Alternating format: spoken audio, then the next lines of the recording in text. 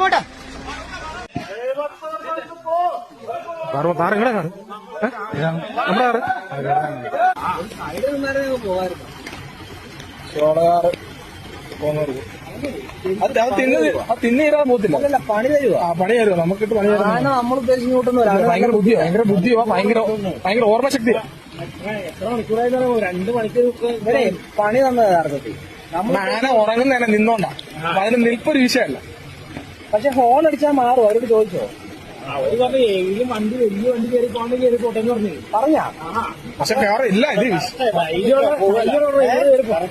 വട്ടം നിൽക്കുക. നമുക്ക് ഇതിനകത്ത് ഗ്യാപ്പ് കണ്ടായപ്പോ അല്ല അവര് പറഞ്ഞു ഓക്കെ ആണെന്ന്. അതിന്റെ നടുവിൽ സോളയാറിന്റെയും മറ്റേ ഇതിന്റെയും